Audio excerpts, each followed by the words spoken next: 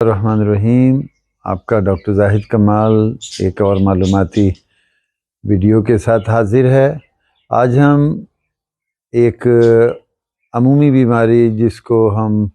ذیابیطس یا شوگر کے نام سے جانتے ہیں، ڈائبٹیز میلیٹس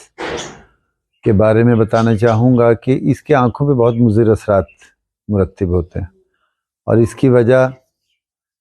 یہ میرے ہاتھ میں جو پائپ ہے جو کہ ہماری خون کی نالیوں کی نشاندہی کر رہا ہے، عام طور پہ ایک خاص ڈائمیٹر ہوتا ہے، ان کا خاص سائز ہوتا ہے، لیکن جب شوگر ہوتی ہے تو یہ سکڑنا شروع ہو جاتی ہے، کہیں سے سکڑ جاتی ہیں، کہیں سے پھیل جاتی ہیں، اور پھر یہ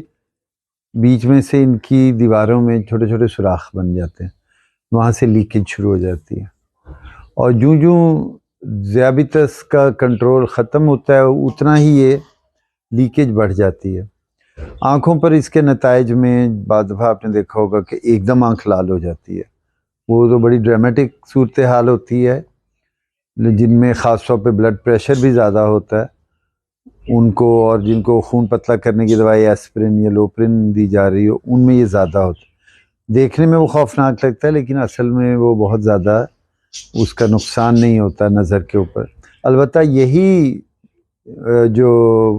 موقع اگر آنکھ کے پچھلے پردے پہ آ جائے، بلڈ کا کلاٹ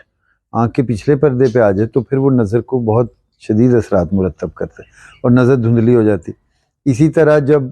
خون کی نالی لیک کرتی ہے اور اس میں سے چربی نکلنا شروع ہو جاتی ہے، یا اس میں سے سیرم یا پروٹینز لیک کرتی ہیں، تو اس سے ورم آ جاتا ہے، اور ورم کا نتیجہ یہ ہوتا ہے کہ وہ جیسے یہ ابھار پیدا ہو جاتا ہے، اور ابھار کا نتیجہ یہ ہے کہ جو آنکھ کی ایک لیئر ایک خاص انداز میں تھی، وہ اس کے بجائے یوں فلیٹ ہونے کے یہ اس سے ابھار پیدا ہو جاتا ہے، اور اس کی وجہ سے نظر ٹیڑھی میڑھی ہو جاتی ہے۔ تو اس کو ڈیل کرنے کے لیے پھر ہمیں بعض دفعہ آنکھ کے اندر انجیکشن لگانے پڑتے ہیں، جو آپ کو پتہ ہے پچھلے دنوں بڑا ایک سکینڈل بھی رہا کہ انجیکشن سے آنکھ میں انفیکشن کا بھی مسئلہ ہوا۔ اب جو برانڈڈ انجیکشن ہیں وہ بڑے مہنگے آ رہے ہیں، تو وہ بھی لگانے پڑتے ہیں ایک سے زیادہ دفعہ بھی، اور اس کا طریقہ یہ ہوتا ہے کہ پہلے ہر مہینے ایک انجیکشن لگتا ہے 3 مہینے کے لیے، اور اس کے بعد پھر وہ رسپانس کے مطابق دیا جاتا ہے۔ پھر آنکھ کے پچھلے پردے کے اوپر لیزر لگا دی جاتی ہے تاکہ وہ آنکھ کی ڈیمانڈ اینڈ سپلائی ہے، خون کی نالیاں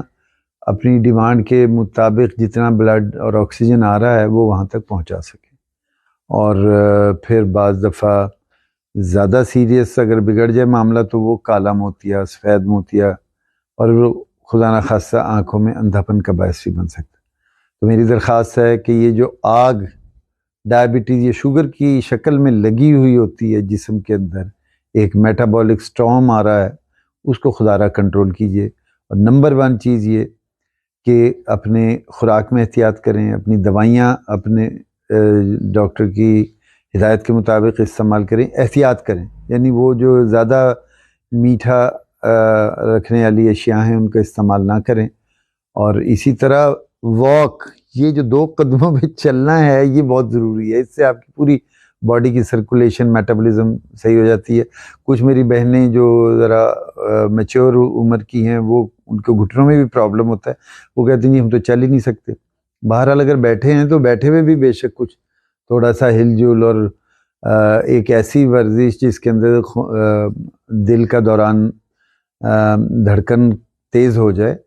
اور جسم گرم ہو جائے، اتنی حرکت بے شک ہر نماز کے بعد 5 منٹ 10 منٹ کر لیں، تو آپ کا یہ دوران خون، شوگر، بلڈ پریشر، ہر چیز متوازن ہو جائے گی۔ اور آپ سے درخواست ہے اپنی صحت کا خیال رکھیں، اپنے گھر والوں کی اور اپنے کرم فرما اور جاننے والوں کی صحت کا خیال رکھیں۔